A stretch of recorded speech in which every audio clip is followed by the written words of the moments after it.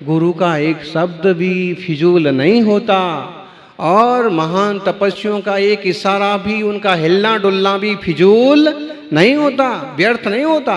अगर वो एक कदम इधर से इधर गए उसमें कुछ ना कुछ मकसद होगा। अगर इधर से उधर देखा है तो ना उसमें कुछ ना कुछ उसमें सारांश होगा।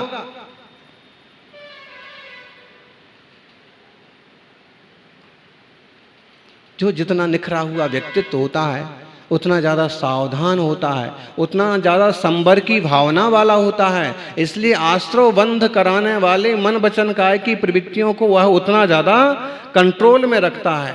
तो अगर गुरुजनों की कोई प्रवृत्ति हो ना तो समझना उसमें कुछ ना कुछ तो अर्थ होगा।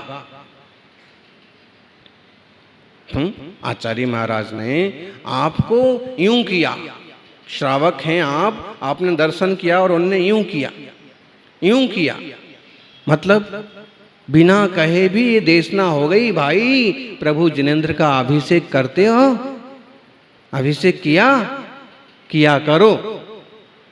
गुरु की करुणा है कि किसी महान ग्रंथ पर, भगवान महावीर स्वामी के शब्दों पर आपको विवेचन करके गंभीरता से समझाएं कि ज्ञानी सम्यक दर्शन पाने के लिए भव है, रत्नत्रय पाने के लिए भव है। जब हमारे पास क्षयोपशम है, जब हमारे पास विशुद्धि है, जब हमें देशना मिल रही है तो हम सम्यक दर्शन क्यों नहीं प्राप्त करें।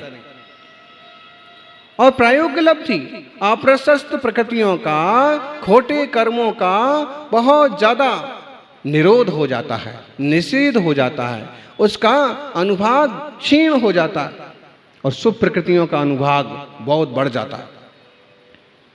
और फिर निर्मल निर्मल परिणाम होते हैं, ऊंचे उठते हुए भाव होते हैं, अधाकरण होता है।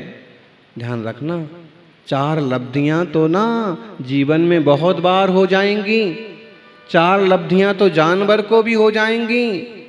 हो सकते कभी कभी कोई कुत्ता आकर के ऐसे शांति से सुनता रहता है और उसको भी समझ रहा है कि क्या कह रहे हैं। हमने आपको उदाहरण सुनाया था ना, वो मारौठ का, बकराशाला का, कि ढेर सारे बकरे थे और उनको वो दादा ने कहा कि जाओ सब अंदर। उसने अपनी भाषा में ऐसे 2 शब्द बोले, सबके सब अंदर चले गए फटाफट, 100-200।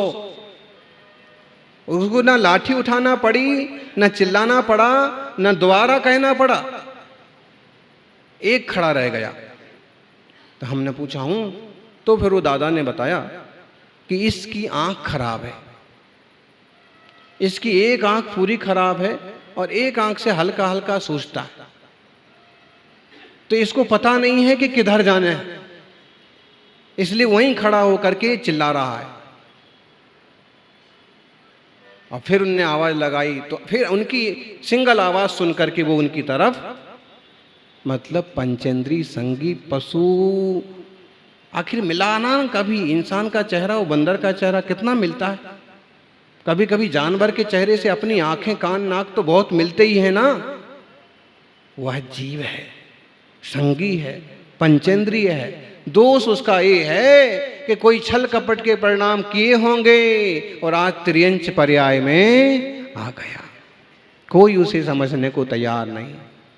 लेकिन महावीर स्वामी कहते हैं कि ज्ञानी वह भी सम्यक दर्शन प्राप्त कर सकता है, बस क्षयोपशम लब्धि हो, विशुद्धि लब्धि हो, देशना लब्धि मिल जाए, प्रायोग्य लब्धि हो और करण लब्धि। 4 तो बहुत बार हो जाएंगी, लेकिन जब तक करण लब्धि नहीं होगी तब तक सम्यक दर्शन नहीं होगा।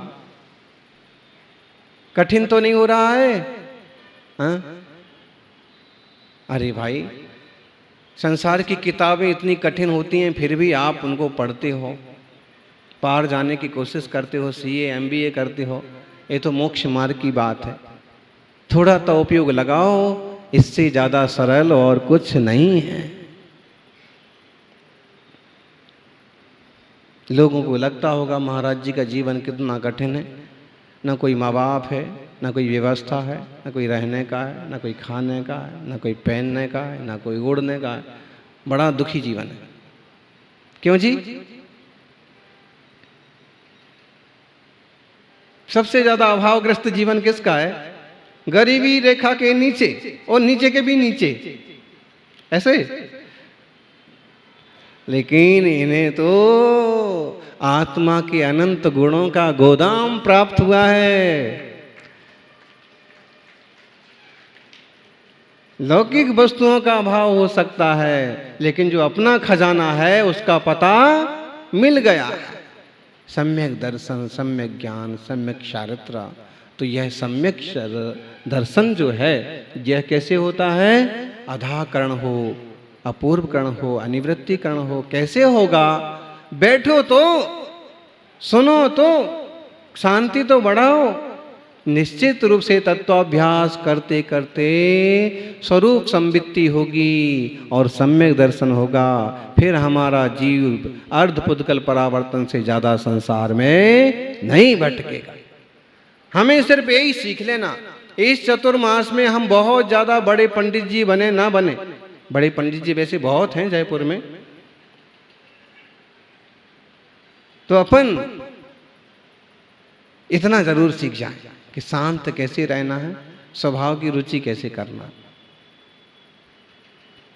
अपने भावों पर ही तो निर्भर करता है, अपने भावों पर ही पतन और उत्थान निर्भर करता है। प्रवचन सार की 8वीं गाथा बहुत ज्यादा प्रभावित करने वाली गाथा। हर एक गाथा एक एक हीरा है।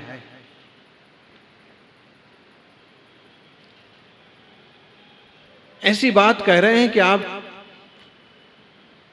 मतलब प्रैक्टिकल है जीवन का। परिणमति जेण धम दब्बम, परिणमति जेण दब्बम, तत्कालम तम्मयति पन्नतम, तम्मा धम्म परिणदो, आधा धम्मो मुड़े अब्बो। देखो भाई, आजकल शास्त्र आसानी से उपलब्ध हो रहे हैं। आपके हाथ में भी शास्त्र हो ना, तो आचार्य भगवंत के शब्दों का आनंद आपको भी मिलेगा सीधा। और एक बात है, अब इतना बड़ा शास्त्र लेके भी आने की जरूरत नहीं है। आपकी जेब में जो डब्बा रहता है ना, वो बैठे आपके पीछे मांगी लाल। जब भी स्वाध्याय होता है, किसी के पास शास्त्र हो ना हो, इनके पास जरूर रहता है। कैसे रहता है निकाल के बताना।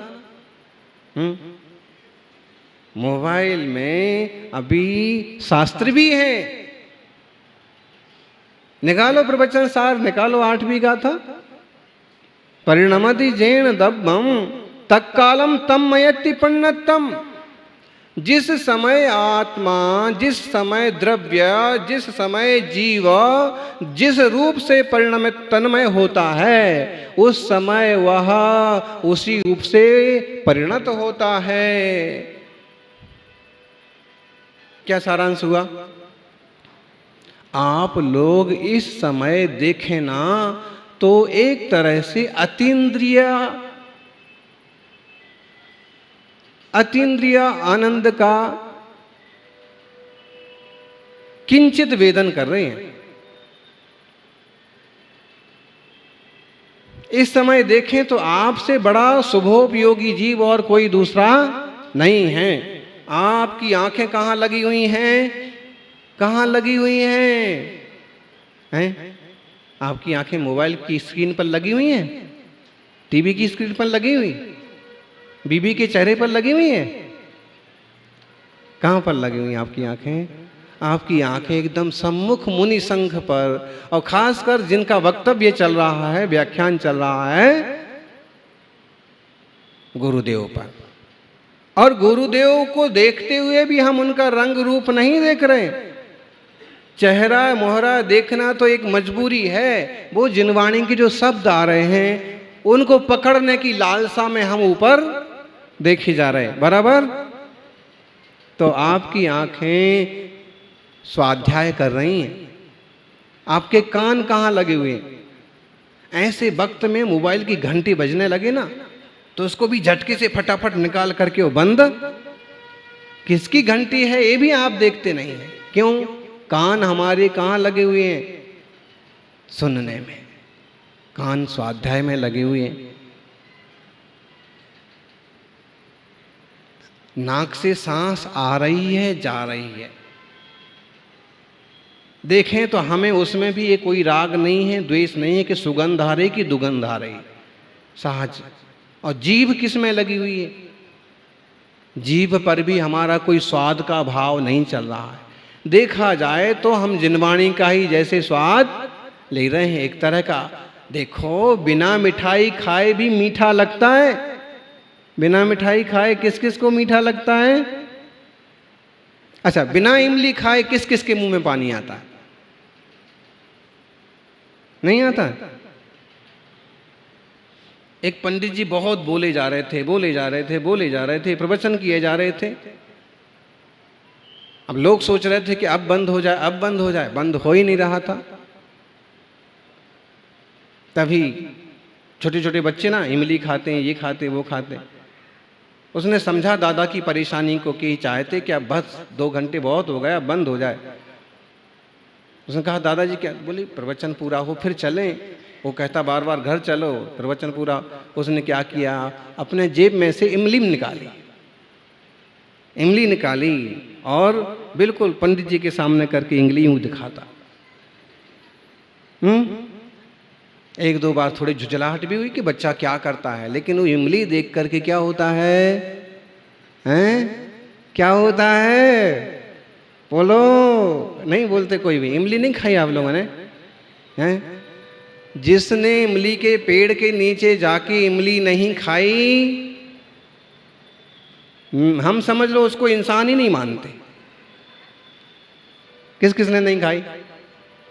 अब तो जिसने नहीं भी खाई होगी वो भी खाएगा, मैंने भी खाई है। अरे वो अलग ही होता है वातावरण। 2-4 बच्चे होते हैं, दोस्त होते हैं, यूँ पत्थर फेंकेंगे, यूँ वहाँ से बीनेंगे, वहाँ से बीनेंगे, और फिर इधर से कूदेंगे, उधर से कूदेंगे। तब तक या तो खेत वाला चिल्लाता हुआ आएगा या घर से दादी नानी चिल्लाती हुई आएगी, तो इधर से उधर भागेंगे। किसने नहीं खाई इमली? सबने खाई। इमली का नाम लेते ही मुंह में पानी आता है। ज्ञानी इमली को देखने से, इमली का नाम लेने से मुंह में पानी आता है, तो सम्यक दृष्टि मुनि राजों को देखने से मोक्ष मार्ग की प्यास पैदा कैसे नहीं होगी? जब किसी को आत्म ध्यान में डूबे हुए देखेंगे तो हमें क्यों नहीं होगी पिपासा? क्यों नहीं हमारे मुंह में पानी आएगा कि हम भी ऐसे बने?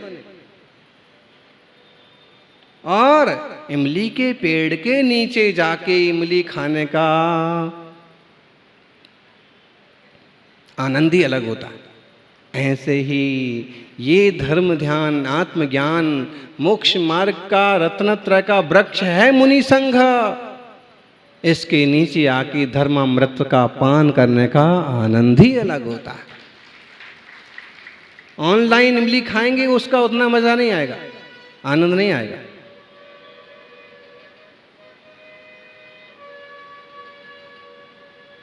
ऑफलाइन सामने आके बैठिए, आनंद से जिनवाणी का स्वाद लीजिए। कैसे नहीं आनंद आता है, देखिए तो सही। अरे जीवन बदलता है, जानवरों तक का जीवन बदल जाता है। अपन तो सौभाग्य से जिन ईश्वर के शासन में विराजे हुए इंसान है। परिणमति जीर्ण दब्बम तत्कालम तमयति पन्नतम। ये उदाहरण हमने इसलिए दिया कि आपका सब कुछ अभी धर्म ध्यान में लगा हुआ है, मन भी लगा हुआ है। अभी तक जब आप यहाँ आए थे, जब तक बैठे थे, तब तक थोड़े विकल्प थे। कोई विकल्प था, आज ये काम निपटा लेना है, आज वो काम कर देना है, अब इससे मिलते हुए चले जाना है, इनका मंदिर का कुछ बाकी है वो चुकाते चले जाना है, बोली ली थी वो दे के चले जाना है, आज 5 प्रक्षालन की बोरी जरूर लेना है। ये वो कुछ ना कुछ छोटे मोटे थे। लेकिन जैसे ही पिक्चर चालू हुई कि आप टिकट की कीमत भी भूल जाते हैं। बराबर, अच्छी पिक्चर हो ऐसे ही जैसे पिक्चर में आदमी डूब जाता है वो अशुभोपयोग में डूब जाता है, और जैसे जिनवाणी में डूब जाता है वो शुभोपयोग में डूब जाता है। इसीलिए हमने कहा कि इस समय आप पूरे शुभोपयोग में हैं। बाहर जाएंगे तो अभी हम कुछ जीभ के लिए कुछ करेंगे, कुछ कोमलता के लिए कुछ करेंगे, कुछ कान के लिए कुछ करेंगे, लेकिन अभी हमारा सारा का सारा उपयोग, इसलिए कहा है कि जिनवाणी पढ़ता हुआ सुनता हुआ जीव जो है परम धर्मात्मा है, संबर करने वाला है, निर्जरा करने वाला है। शास्त्र पढ़ते समय असंख्यात गुणी निर्जरा होती है। इससे एक बात समझ में आ गई। दूसरा हमने जो उदाहरण दिया इमली वाला, वो इसलिए दिया कि आप यूं बैठे थे, ठीक ठाक बैठे थे, आपका उपयोग ठीक चल रहा था कि हम प्रवचन कर रहे हैं या हम प्रवचन सुन रहे हैं, लेकिन बच्चे ने जैसे ही इमली दिखाई तो उपयोग चेंज हो गया और अचानक से मुंह में पानी बनने लगा। अब इमली बहुत अच्छी होती है, ये आने लगा मन में। जीभ कहती है इमली आज तो खाना है, चलता है। जैसे जैसे माहौल में, जैसे परिणाम में द्रव्य रहता है उससे वह तन्मय हो जाता है, और जिससे तन्मय होता है वह वैसा ही कहलाता है। आप अभी शुभ से तन्मय हैं इसलिए आप शुभोपयोगी हैं, और अशुभ से तन्मय हो जाएंगे, विषय कसाय से तन्मय हो जाएंगे तो अशुभोपयोगी हो जाएंगे, और शुभ और अशुभ से ऊपर उठ गए तो आत्मा शुद्धोपयोगी हो जाएगा। हमें क्या होना है? कम से कम शुभ का तो आलंबन बना रहे। 23 घंटे जैसे जाते जाओ, लेकिन 1 घंटा तो हमारा ध्यान रखना। एक बार स्नान कर लेते हैं ना तो 3-4 घंटे तक, फिर 8-10 घंटे तक गर्मी नहीं लगती है, पसीना नहीं लगता है, बैड फील नहीं होता है। एक बार नहा लेते हैं तो 24 घंटे तक भी ताजगी बनी रहती है। 1 घंटे स्वाध्याय में प्रवचन में हाजिर हो जाते हैं तो 24 घंटे तक उपयोग की सही दिशा बनी रहती है। ऐसे मंगलमय धर्म लाभ जरूर लीजिएगा और अपने परिणाम को ठीक रखना, क्योंकि जिस रूप से द्रव्य परिणमित होता है तत्काल उसी से तन्मय होता है, और धर्म से परिणत हैं हम तो धर्मात्मा हैं, आत्मा धर्म है, ऐसा जानना। यह धर्ममय प्रवृत्ति बनी रहे और हमारा आत्मा प्रभु जिनेश्वर महावीर स्वामी वाली दशा को उपलब्ध हो। जय बोलिए 24 तीर्थंकर भगवान की।